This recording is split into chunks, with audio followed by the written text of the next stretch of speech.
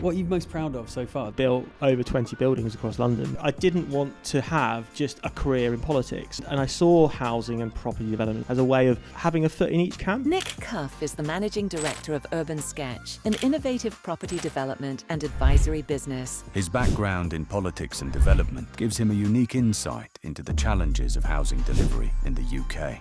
I try and demystify and challenge some of the misconceptions. Problems with house building are myriad. You've seen changes to stamp duty, you've seen changes to taxation. We've seen policy move in a adversarial fashion towards house building. Which of these elements do you think you would target first? A wider rethink of the development planning system. Let's welcome realism.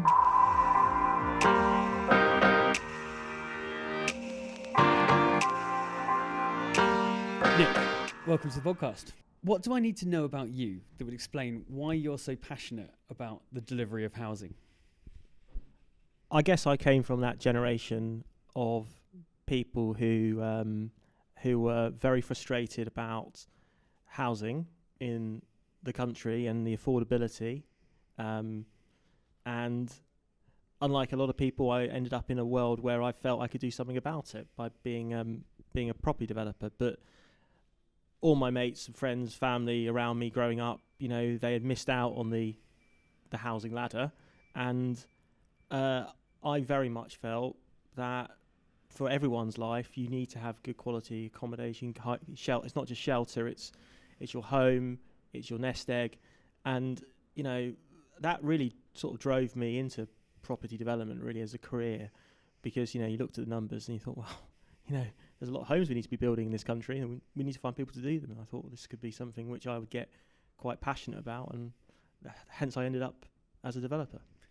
And before we started, we were just talking about your slightly circuitous route into property development, but was that, when you went to work in local government, was it always at the back of your mind that this was, in the long run, something that you wanted to end up focusing on the development of property?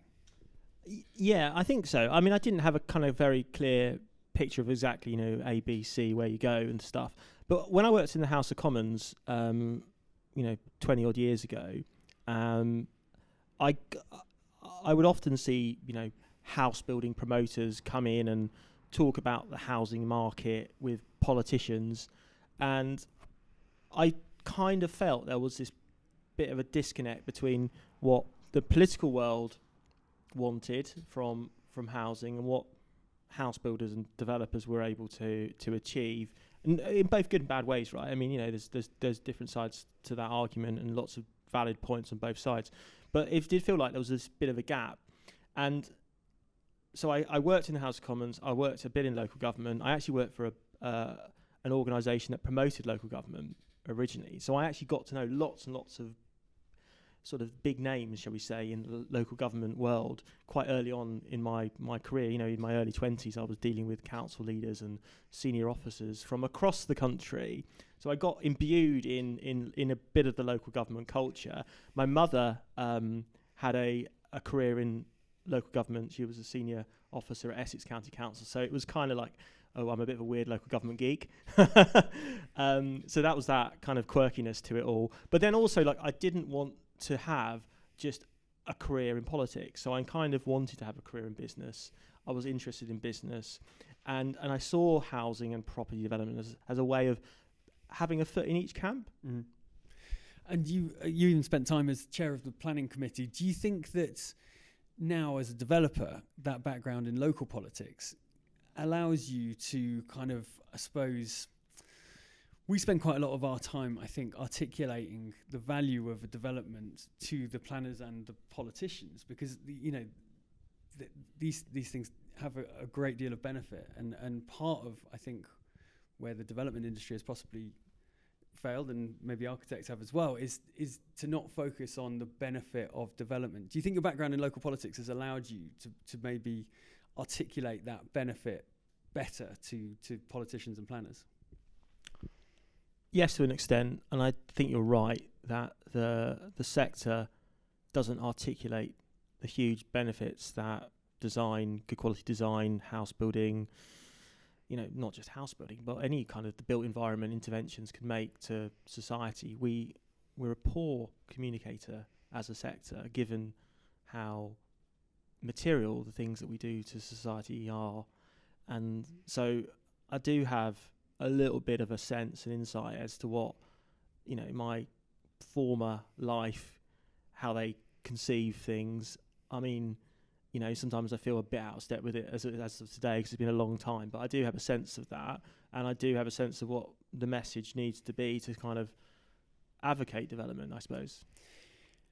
You recently wrote a piece called "Why London Stopped Building." In the planning process, one of the things that stops building is that there's a sort of skepticism around developers or development as being a positive thing. What do you think the main causes are of the reason why London has stopped building at the moment? Well, I'm very pleased that you read my blogs. www.propviews.co.uk. I'm meant to be writing one as well. You're meant to be writing one. You're a little bit late, but I know, we'll talk about that later, shall we? Yep. Need to get the whip hand out. I wrote that blog because it's not one simple cause and effect. There's an aggregation of problems in the built environment space, which have all unfortunately come together slowly, because everything is slow in this world. And all the slow kind of moving car crashes all come at once in some respects. So I try on my blog to do this quite regularly, is to try and demystify and challenge some of the misconceptions, because I hope that if I do that, then someone might read them and listen, and maybe someone might kind of figure out how we can get out of this sort of boom and bust that perpetually we always seem to be in the property development sector. The problems with house building in this country are myriad, and on the demand side, we've as a polity, we have taken a lot of the tax and demand benefits or demand levers out of the system over the last few years, probably without reference to the impacts that these may have on stimulating development. So you've seen the changes to buy to let. You've seen the expiration of help to buy. You've seen changes to stamp duty. You've seen changes to taxation of investment coming from abroad. So all of that is one area where the market has changed. Doesn't mean there isn't still demand, but demand adapts and changes with those types of interventions. Whilst all that's been going on, we've had some very big supply changes happening in the UK, which probably are not fully comprehended by policymakers up until perhaps in the last few months. As you're probably very aware of, after the pandemic, we saw a surge in cost inflation across the entire UK economy, and of course that had an incredibly acute impact on development, because supply chains were under pressure. It meant that we saw a lot of fixed price contracts go under significant pressure. We saw a wave of insolvencies, and the rebasing is probably, we can debate it, but it's probably 20-30% higher now to do the same building than it was 4 or 5 years ago. So that's material. And at the same time as all those rebasings have been happening on demand, on base costs, we've seen policy move in a adversarial fashion towards house building, and it may not explain itself in that regard, but it has been the case that the additionality of stairwells, of fire safety regulations, which you could argue are legitimate and the right things to do, have a material impact on the development economics of the house building model. Alongside that, we've seen a wave of new levies. Levies have increased and indexed up, and the requirements on affordable housing have remained static, if not more onerous. So, it's a bit of a sausage machine, really, house building. You put one thing in, you've got to take something else out, for things to be equal. We put a lot of things into the system which have made it more difficult, and as a result, the sausage machine isn't working as well as it should do, I'm afraid. And so if you had a magic wand, which of these elements do you think you would target first if you wanted to try and, which this Labour government get people building? I mean, I think under the kind of Osborne era, you saw the Conservative government or the coalition government at the time very much keep away from planning, and if anything they tweaked with it, but they didn't do anything material to it, but they focused very much on demand side. And demand side in the case of the Conservative government was principally through Help to Buy. And that did have an impact on numbers, it did stimulate housing supply, but it was not a sustainable model in lots of respects. And in my view, if you want a sustainable model, you do need to have a regulatory balance which enables people to feel comfortable taking the kind of risks they need to take to develop homes. So I think what we're probably looking at, or what their government should be looking at, is in the short term trying to figure out how we have some interim supply side changes which feed into a wider rethink of the development planning system, because what we've got now is not sustainable. It will get worse. It will absolutely get worse if we do not fix this. But medium term also, we do need to go back to demand side and think about what can we do to help first time buyers. This is the first government or period where we've never had any help for first time buyers in 20 or so years, and that feels to me like a bit of a policy gap in the agenda. So I'd try and fix supply, but I'd also try and fix demand. I wouldn't just do one in isolation to the other. The Osborne Chancellor period, they just did demand. It got us so far, but then everything's fallen to pieces since. You've got to try and have a holistic approach. And then in the middle of there, I think there's sort of standards and regulation, which feels to me hasn't really changed in such a long time. So we're still requiring C3 housing to be delivered in a certain way, certain standards, spatial standards. Now we've got more stuff around fire, it's more expensive, there's more stairs, etc., etc. So your net to gross has got worse. But there's no relaxation or adaptation of the guidance on the delivery of housing. But at the same time, you've got the emergence of co-living. And it feels to me like if you were trying to be innovative, you would look at, is there a world between 18 to 25 square metre units that can be rented out as co-living and 50 to 76 square metre flats that can be rented out or bought as housing? Surely there's a world where we can start to come up with design solutions that allow for schemes that can be delivered dependent on market demands and a greater flexibility in what you actually bring forward, as long as it's needed and people are there to live in it. Yeah, I think 100%. I mean, I think it's that saying that Mark Twain had, you need to buy land because they're not making it anymore. And, in our cities, we have finite land, finite brownfield sites, and we should be playing with density. And, I think we are nervous about having discussions around space standards because there's always this perception that by reducing space, you're reducing the quality of the apartment or the layouts, and I'm not sure that is accurate. But I also think we have to be realistic about what kind of country we are and the kind of development environment that we're in. And so if we want to, as politicians seem to want, to champion home ownership for first time buyers, then we have to be realistic about the kind of homes people are going to be able to afford, even with demand side support. So yeah, I'm very much for what you're suggesting. And I'm looking forward to your designs coming out to promote the debate. Yeah, and I think that Pocket did a good job. You were at Pocket for how long?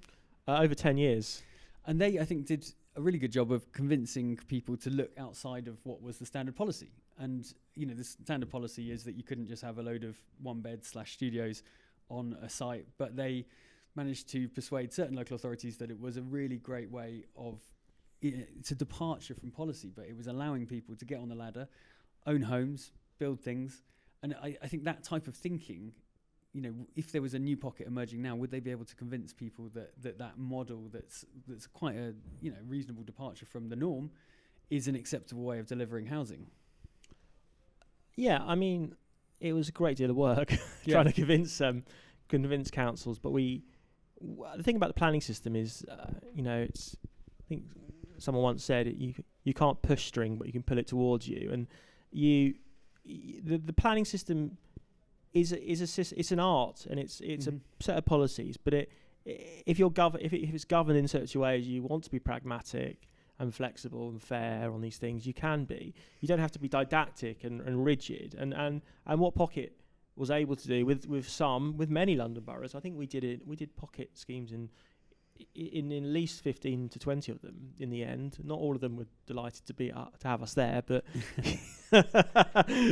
I think my face was on the dartboard a few times. I mean, the chief executive at the time's face was on all the dartboards, but between the two of us, I think we managed to get on most of the dartboards. But you could have that debate, and I think you can still have those debates. I mean, I think the way Pocket did it was we always focused on design quality. Yep.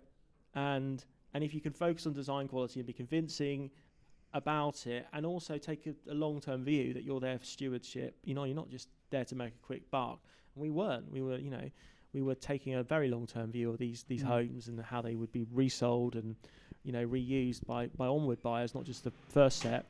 You can win the argument. Yeah, and I think that's where good, like the ideas around placemaking and design-led development are so important, because you aren't just stacking up homes, you're creating places, neighbourhoods, and that's comes back to this point of like trying to advocate for the benefits. I recently was at an event where it was mentioned, I haven't fact-checked this, that financial services has done a really great job of convincing the world, the UK, that the sort of trickle-down benefits of financial services mean that they should be lauded and supported in the City of London.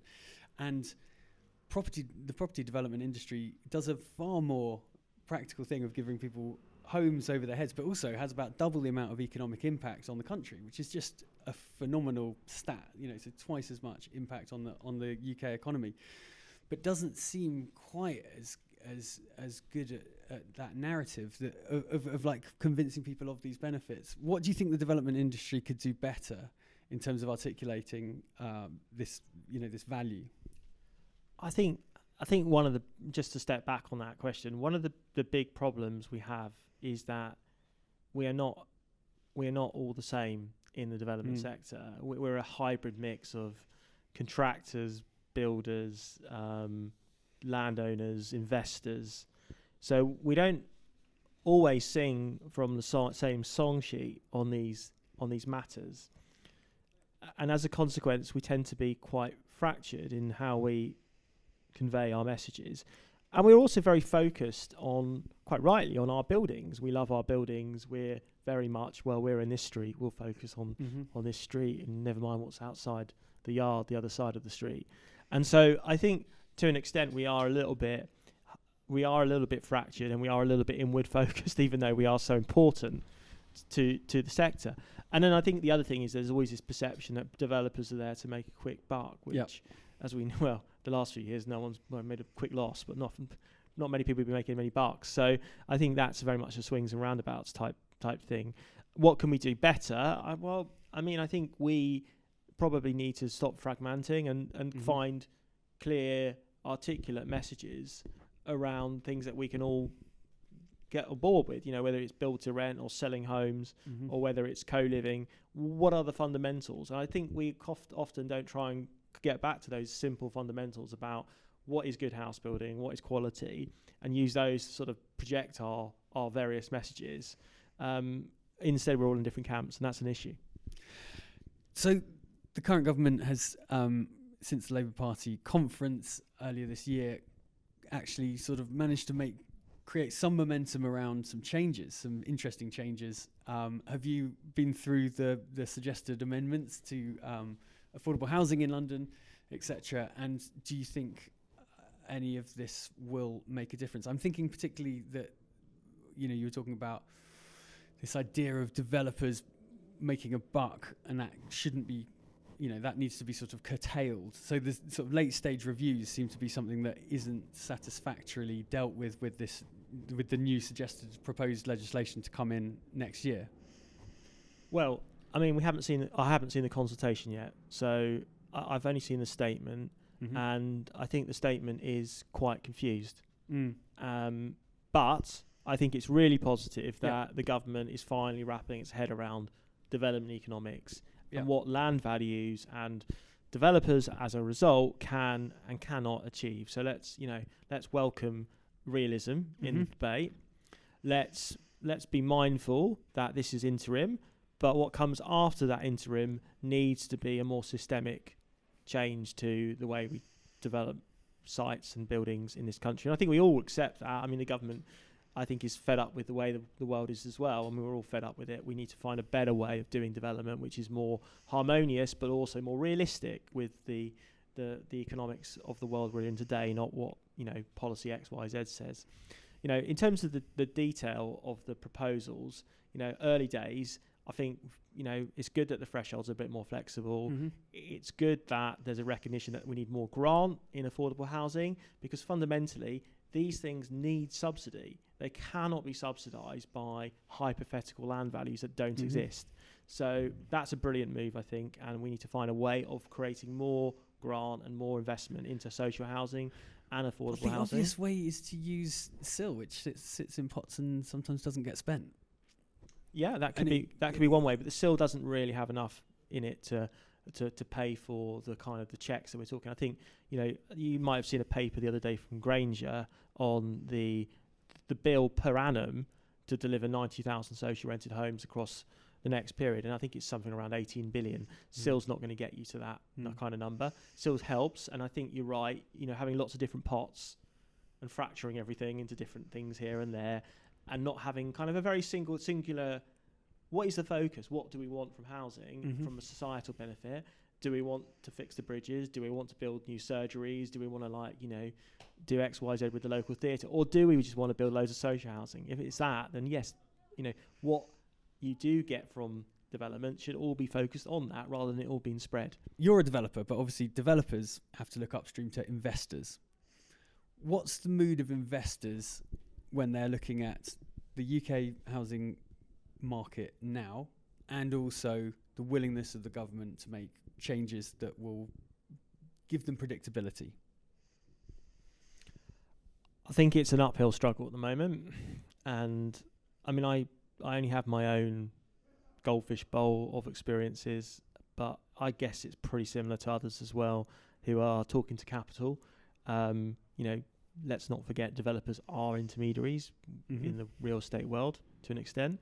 And I think the view of investment is that there are lots of places they can put their money. And one of the big problems with residential development in a London context is it takes about 7 years now. And equity investment in anything is probably a 3 to 5 year horizon. So it's hard for them to then sort of conceivably want to put something in which, what will the world be like in 7 years? Is this place still going to want this stuff? Are we going to be in a entirely different living mode in that period? Because the world moves quickly, right? So, I mean, it's really hard to make the case. I think, the government's mood music is quite good, but there's also been a bit of a disconnect between what they've been saying, what they've been doing. Last year they came out with some pretty elemental changes to the planning regime, which were basically putting back the targets that the Tories had taken out, and they sort of thought that was job done. Yeah. And I think there was a bit of like, well, are these guys actually on top of the detail? So I think there's a sort of sense in the investment community this all sounds great, but let's actually see what actually happens in reality. And it does seem like Steve Reed has got his head into the detail, I think, and is starting to say words where you're like, okay, that's not just when the planning, when those first changes to the MPPF came out, it was just a different way of counting things. I did think this is not. This is going to make absolutely no difference. So we're under the target by a different number than we were yesterday. Yes. Who cares? Well, that's not going to change anything. But the stuff they're talking about now does feel like, even if it's not correct in its initial version, they're sort of talking the right language, I would say. Yeah, I mean it's almost like you have to pinch yourself when you see him walking around with a builder's hat on the whole time and a high-vis jacket, at drinks and receptions. I mean, what's going on here? I mean, it's great. I mean, I think he's definitely added the spring, a bit of energy to that department and a bit of more I hate to say it, but I didn't feel like Angela Rayner was the right fit for the housing as obviously the whole stamp duty thing, let's not get into that, but prior to that, she came out, her first Labour Party conference was basically oh, we're very upset about viability. We're not going to let developers get away with it. And I'm just thinking, we're all making heavy losses here. Where's the money that you're going to come after us on? None of us are having fun here, Angela. So, I mean, it's I think it's positive that we've had the other problem with Angela Rayner was because she had about 3 different jobs. Yeah. She was deputy leader, she had the employment bill, and she was doing housing. You just don't have all the brain. I mean, I'm sure she's a very intelligent woman, but who's got the brain capacity to sort out what is a really complicated problem, which is how we fix housing in this country, when they're doing 2 other jobs as well. So having a focused person, great. He is more pragmatic. I mean, I kind of know that because when I sat in the cabinet at Wandsworth, he was the Lambeth leader. Eddie Lister, who was the leader of Wandsworth at the time, thought he was good. Mm-hmm. He was an easy guy to work with. He didn't matter if you were Tory or Labour or whatever. He was just, I'm going to deal with what's in front of me type individual. That's the kind of person you need. You don't want someone who's an ideologue. Mm-hmm. Housing doesn't need ideologues. The world doesn't need ideologues. It's the Eisenhower quote. On the left and the right is waste. In the middle is the road, and you've got to focus on the road ahead. And he seems like the kind of guy who's going to figure it out without having too much ideological baggage. Well, I was speaking to a developer recently who was like, everyone get ready. If you haven't got your contractor lined up for February next year, this is in London specifically, then you're going to be at the back of the queue because, if this thing happens, if it goes down to 20%, and it will make a load of schemes that are underwater viable again, then you're going to get a boom. I think the problem is if you read through that, what they've written so far, it's not clear that you're going to have that certainty to be able to deliver the project out. Like, you might get a rush of people trying to get applications in, but is this framework going to last long enough for those projects to actually come through unscathed of other things that are going to come in, like the remediation fund that's coming in next year? There's lots of things that feel like they're working in opposition to each other. So you've got this, build, baby, build, let's make it easier for you, but at the same time, you're going after people for costs for building remediation. It feels like they're not giving all consistent signals.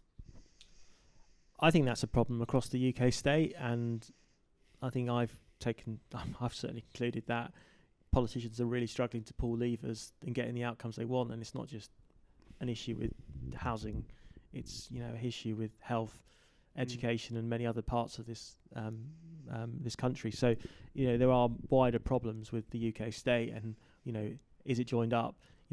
It was a bit of a hash of a deal, frankly. There was a lot of back and forth. City Hall was pretty difficult at one point, I hear. They got there. There was a bit of pork barrel thrown in. It's not really how a modern democratic sophisticated state should work.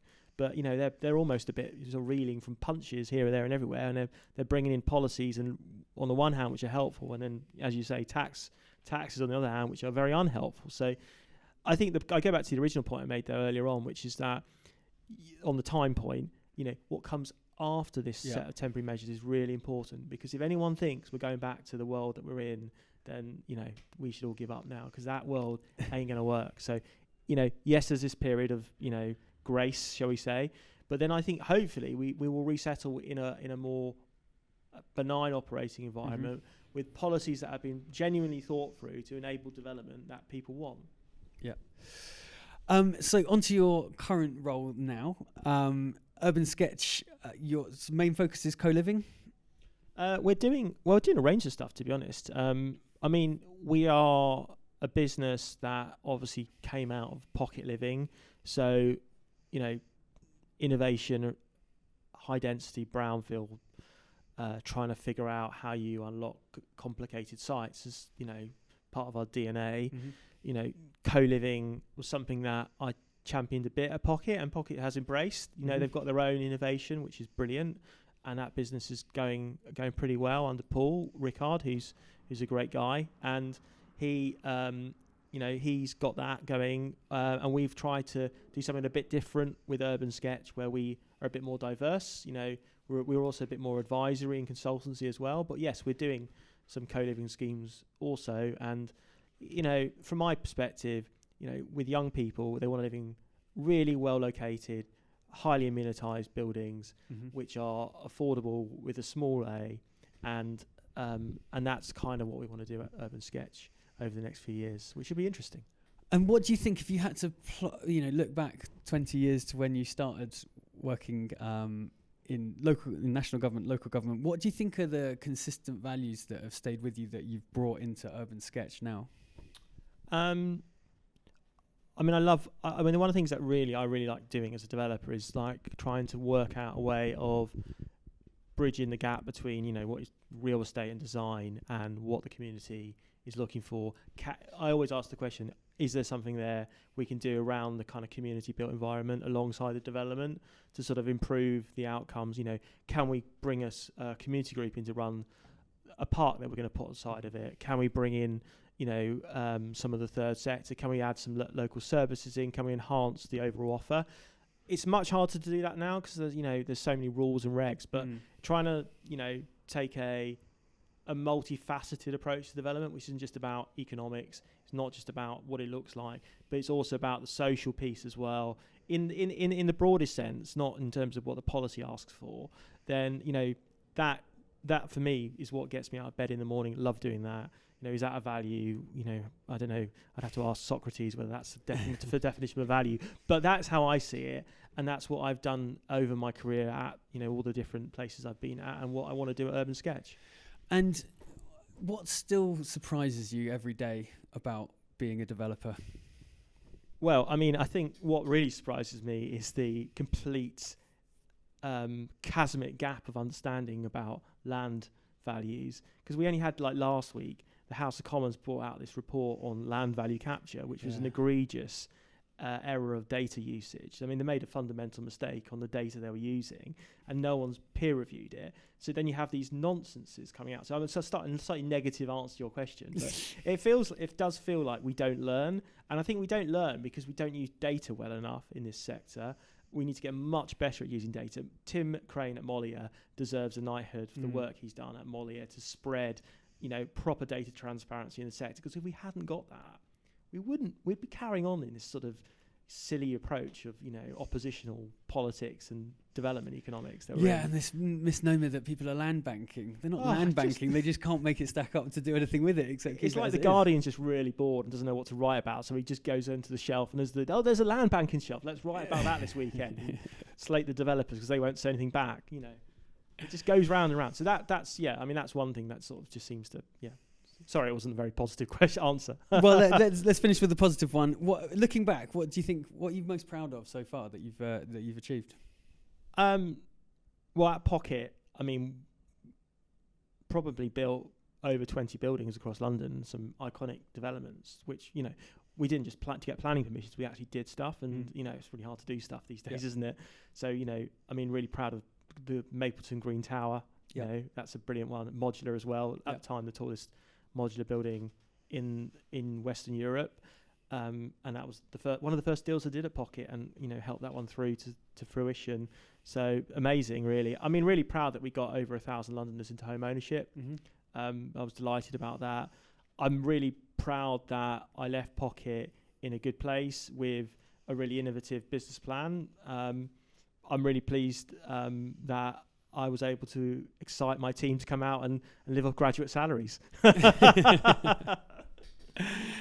Well, we can't finish on that. What's the thing that you're most excited about in the future for Urban Solvency. Sketch for you? Solvency. Well, in a very serious note, just trying to do interesting developments and seeing stuff built. Because we talk about lots of stuff in the built environment all the time, endlessly talking. But actually, the bit I'm really excited about is seeing a spade in the ground in the next couple of years and getting people living in it. Even better. Thank you, Nick. That was amazing. Thank you.